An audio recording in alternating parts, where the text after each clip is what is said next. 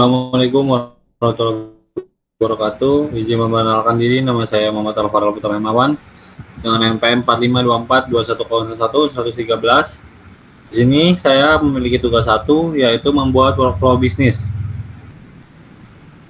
Perkenalkan sebelumnya, nama saya Fatim Floriski dengan NPM 4524210107. Di sini saya mendapatkan tugas kedua, yaitu membuat APL, ERD, DFD, dan WML. Perkenalkan, nama saya Ernan Wana Sakti dengan NPM 4524210121. Di sini saya tugas 3 yaitu database juga dengan layout system. Oke, nama saya Rizky Wijaya dengan NPM 4524210091. Di sini saya mendapatkan jobnya sebagai programmer.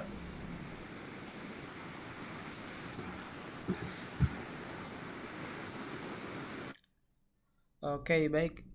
Di sini untuk project dari kelompok kita yaitu booking lapangan futsal. Nah, ini untuk video yang pertama, yaitu kita akan mendeskripsikan mengenai programnya aja. Juga untuk hasilnya nanti ada input dan kemudian dicek di database-nya. Nah, untuk bisa kita dilihat nih untuk di tabelnya gitu ada 12 tabel. Yang pertama itu ada tabel bayar. Nah, tabel bayar itu merupakan tabel transaksi. Nah, di tabel bayar itu sendiri ada beberapa atribut, yaitu ada ID bayar, kemudian foreign key ID booking, kemudian atribut ID main, atribut jenis pembayaran, metode pembayaran, jumlah bayar, bukti pembayaran, tanggal bayar, status approval, dan ID user. Nah, ini untuk recordnya. Kemudian next, di sini ada tabel booking. Ini juga merupakan tabel transaksi. Nah, untuk tabel booking itu sendiri dia ada ID booking. Nah, kemudian juga ada ID daftar. Ini dihubungkan dengan foreign key ID daftar. Kemudian ada ID lapangan, ID hari, ID jadwal, tanggal main, dan status booking. Nah, kemudian di sini juga ada daftar. Nah, untuk daftar itu pengguna dia akan melakukan pendaftaran. Nah, makanya di sini ada ID daftar, itu merupakan atribut dari tabel daftar, kemudian ID user, kemudian atribut nama, email, dan password. Serta di sini ada nomor HP dan status verifikasi. Nah, kemudian di sini ada tabel harga. Nah, untuk tabel harga sendiri itu merupakan tabel master ya, karena memang diinputkan langsung oleh si admin. Nah, untuk tabel harga juga dia sudah ditentukan ya dari per jamnya. Di sini juga ada ID harga atributnya, kemudian ada ID lapangan, ID hari, ID jadwal, harga per jam, kemudian ada status harganya. Nah, kemudian ada tabel master lagi yaitu tabel hari. Nah, untuk tabel hari juga hanya dikelola untuk karyawan ya. Di sini juga ada ID hari, merupakan primary key dari tabel hari dan nama hari itu sendiri. Nah, kemudian di sini ada jadwal. Nah, untuk jadwal dia merupakan tabel master juga. Untuk jadwal dia ada ID jadwal sebagai primary key-nya, kemudian juga ada ada waktu jadwal dan status jadwal. Lalu kemudian di sini ada karyawan ya. Untuk karyawan dia merupakan tabel master karena karyawan bisa menginputkan si karyawannya itu sendiri. Nah, di sini ada ID dari karyawan, kemudian dihubungkan dengan ID user pada saat login, kemudian ada atribut nama karyawan dan nomor HP. Lalu kemudian di sini juga ada lapangan. Nah, untuk lapangan dia juga merupakan tabel master karena hanya diatur oleh admin. Di sini ada ID lapangan, atributnya ya. Lalu kemudian juga nama lapangan dan status lapangan. Kemudian ada tabel transaksi yaitu tabel main. Nah, untuk tabel main sendiri dia akan masuk ke record tabel main jika memang ada booking dari si pengguna. Nah, di sini ada atribut ID main, kemudian ID booking, durasi main, dan status main. Nah, kemudian di sini ada maintenance, merupakan tabel transaksi ya. Di sini ada ID maintenance-nya. Kemudian juga ada ID lapangan karena dibuka dengan lapangan, ID user jenis maintenance-nya, dia ngapain, kemudian deskripsi, tanggal mulai dari maintenance dan tanggal selesai. Kemudian ada status. Next di sini ada tabel pengguna. Nah, untuk tabel pengguna dia merupakan tabel master. Nah, di sini ada primary key ID pengguna, kemudian dihubungkan dengan pada saat login yaitu ID user, nama pengguna, nomor HP dan alamat. Nah, yang terakhir di sini ada user itu sendiri. Nah, ini merupakan hanya untuk role pada saat login aja. Dia bisa merupakan karyawan juga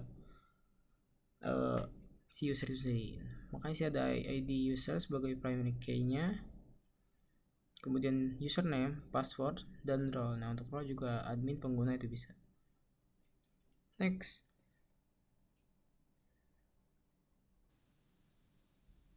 Oke, baik, selanjutnya ini merupakan program. Di sini saya memakai framework Next.js dan juga TypeScript. Dan untuk database saya menggunakan PostgreSQL. Nah, di sini langsung saja karena sudah ada terminalnya, maka akan saya jalankan dengan menggunakan Node.js. Di sini dengan memasukkan npm run dev. Ketika sudah muncul ini, maka sudah bisa diakses dengan mengakses localhost. Oke, di sini ini merupakan tampilan dari website kami yaitu Vero Futsal atau reservasi lapangan futsal. Nah, di sini pertama-tama user akan disuruh untuk melakukan pendaftaran dengan nama username, nama lengkap, email, nomor HP dan password. Nah, untuk username misal saya memakai nama Budi dengan nama lengkap Budi Andrian misalnya. Nah, di sini juga misalnya pakai email budi123@gmail.com. Dengan nomor HP ini 08123455 misalnya. Dan untuk password akan di-set password 123. Nah, kita akan melakukan klik daftar. Nah, kita sudah klik daftar, maka akan disuruh masuk ke akun. Nah, di sini kita akan memasukkan username yaitu Budi dengan passwordnya itu password 123. Nah, dia akan masuk ke tampilan lapangan atau tampilan booking. Oke. Di sini ada lapangan 1, 2. Nah, ini lapangan ini manual di-input oleh admin. Jadi ketika admin tidak me-input lapangan 2, maka di sini tidak bakalan muncul.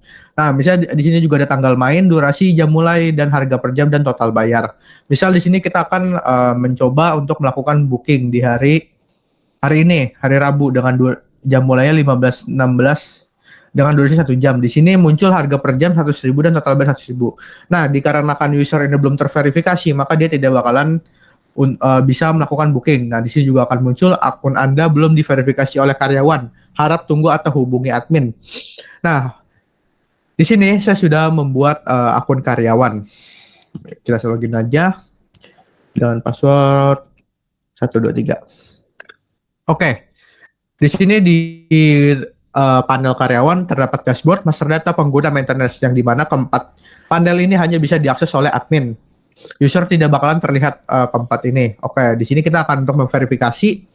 Kita langsung saja dengan username Budi Andrian, kita pencet verifikasi di sini. Nah, ketika satu sudah verified, maka Budi Andrian bisa melakukan booking. Oke, di sini kita keluar dan kita masuk ke akun Budi lagi.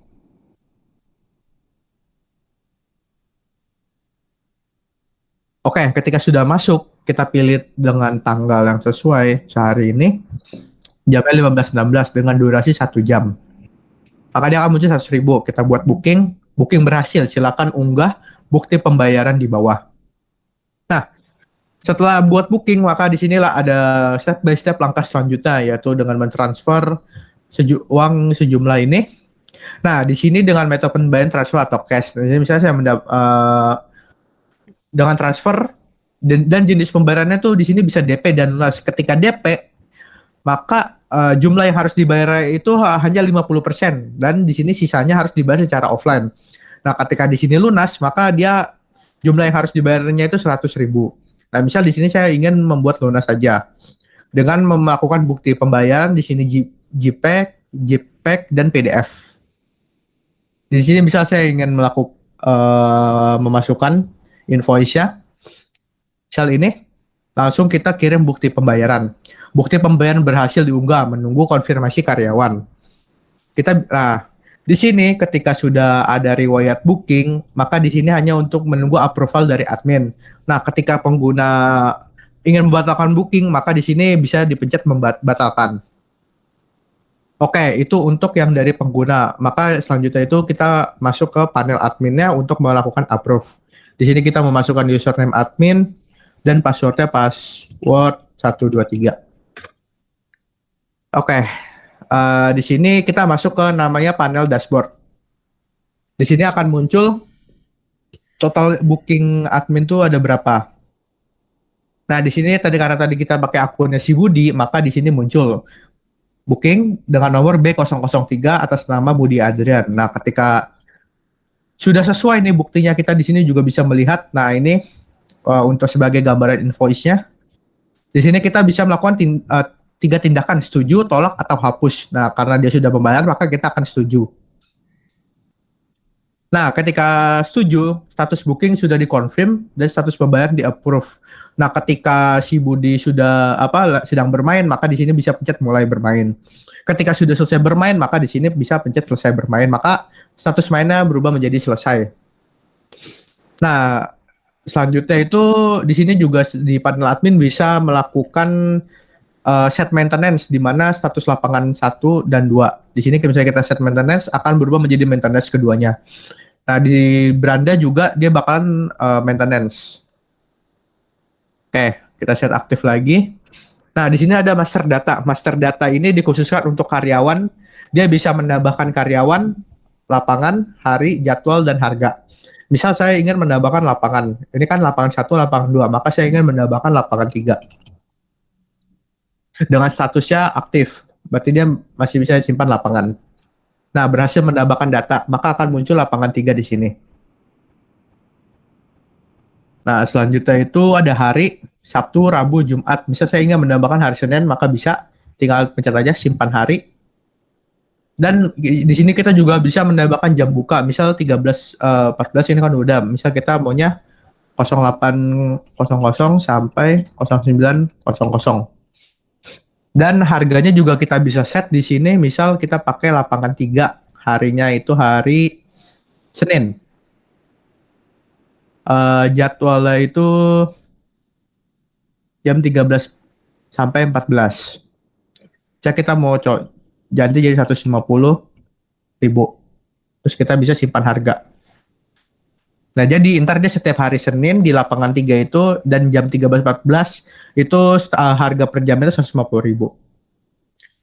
Nah, seperti itu.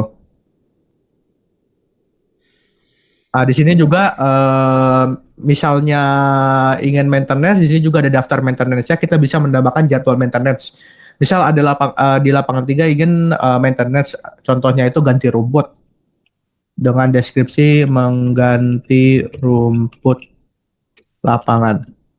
Nah, ini tanggal mulainya dari tanggal berapa? Misal dari tanggal besok tanggal 9 sampai tanggal 11. Nah, ketika kita simpan jadwal, maka seluruh aktivitas booking tidak akan bisa dipakai di lapangan 3. Baik, selanjutnya ini kita akan melakukan pengecekan apakah database yang sudah diinput itu masuk atau enggak. Nah, di sini masuk ke database saya, yaitu di tabel user. Nah, di sini sudah masuk ya untuk username Budi dengan ID user U006 atau user ke-6. Di sini untuk password itu dipakai hashing, jadi tidak bisa dilihat oleh siapapun. Dan role itu hanya pengguna. Nah, di sini juga seharusnya sudah terupdate. Ya, di sini juga sudah terupdate. Misal ID pengguna P003, ID user ke-6, nama pengguna Budi Andrian, nomor HP 081345. Ini yang kita masukin. Misal mau masukin alamat nih, ini juga bisa. Dia itu tinggal kita masuk dulu ke akun Budinya.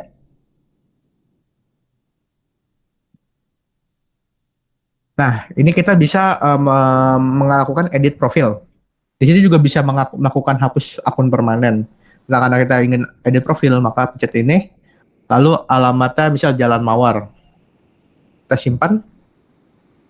Dan kita cek database-nya.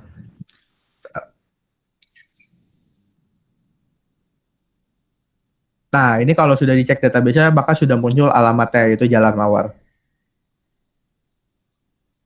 Oke, baik. Mungkin itu saja dari presentasi dari kelompok 8, kelompok kami. Kurang lebihnya mohon maaf. Wassalamualaikum warahmatullahi wabarakatuh. Selamat malam.